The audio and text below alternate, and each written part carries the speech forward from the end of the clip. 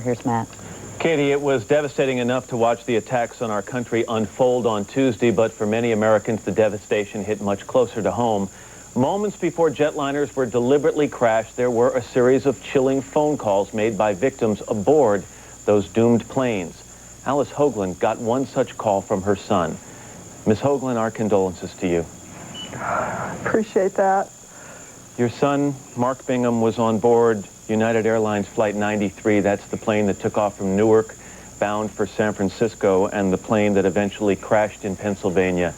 That's right. Can you tell me about the call you received? Yes, we got a call about 6:45 in the morning yesterday. The house is full of people because we just have new babies in the house. A friend answered it. Carol Phipps went and got Mark's Aunt Kathy. Kathy spoke to him first. He told her, "I love you," and she said, "Mark, we love you very much." And then Kathy ran and got me, and Mark said, "Mom, this is Mark Bingham. I love you.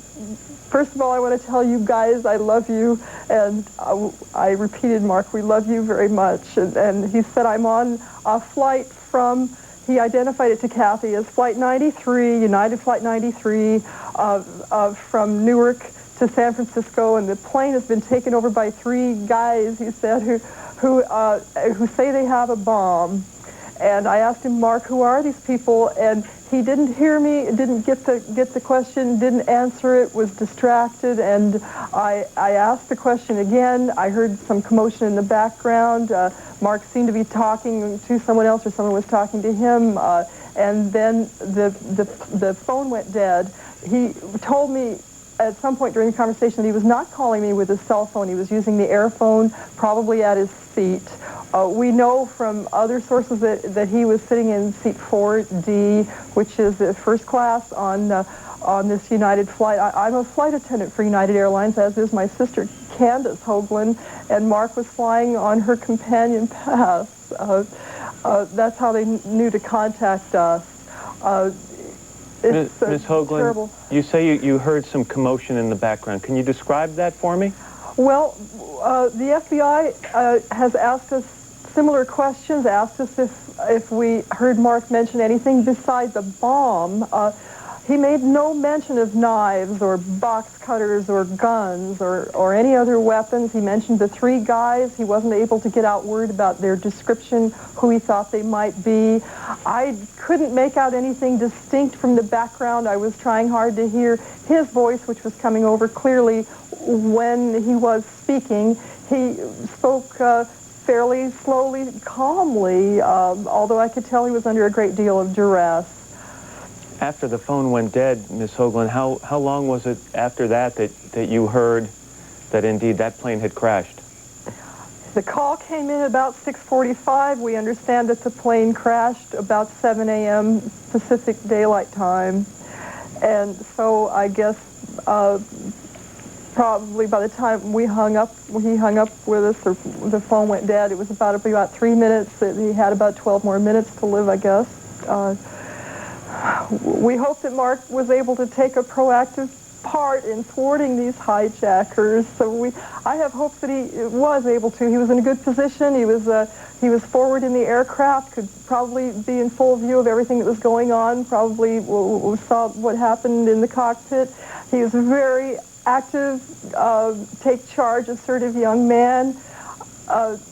We have it from other people, another man on the aircraft who called his wife, who said that he and some other passengers were hoping to get at these guys somehow. So this was the only flight of the four that did not reach its target, which they believe to be Camp David, and that gives us reason to think that perhaps Mark was able to help save the lives of people on the ground. Yeah, there was another cell phone call made from someone who'd locked himself in a rear bathroom, who said that we're going to have to do something because it appears we're going to die either way, and we have to try something. I mean, it appears that something heroic did take place on that flight. I firmly believe that. Mark has been in a clinch in times past and has come through with flying colors. He's a Cal grad, rugby player, very assertive guy, aggressive.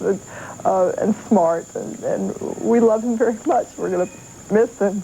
I can only, you know, I think this might be a weird way to describe this, Miss Hoglan, but the phone call in some ways has to be thought of as a gift. Oh, we're very comforted to be able to get the news from Mark himself. Somehow it made it much easier to take. It's awful. It's a national time of mourning for all of us, so I'm just one of many, many people. We're so touched by the words of our president, by the words of the Congress people, hearing America being sung on the steps of the Capitol building. It's just profoundly moving for me. I'm delighted to see this rebirth of patriotism among the American people. We need to be strong and work together to overcome this hatred that's taken us over. Well, you are amazingly strong given the circumstances, Ms. Hoglan, and our condolences, our severe and sincere condolences to you and your family. Our whole family appreciates it very much.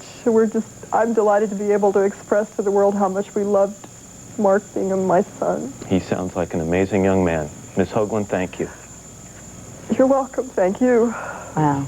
What a brave and eloquent woman at a very difficult time. We should mention there has been some speculation that we've alluded to throughout the broadcast that somehow a few passengers on that United flight that ultimately crashed outside Pittsburgh were perhaps able to overpower the hijackers, that plane perhaps was headed toward Camp David, even the U.S. Capitol. Again, this is just speculation. Knowing what we do about the plans of these hijackers to hit some sort of significant target, it would be hard to imagine that a field in Pennsylvania would have been their chosen destination. Anyway, so again, she was extremely courageous to talk with you. The impact of this attack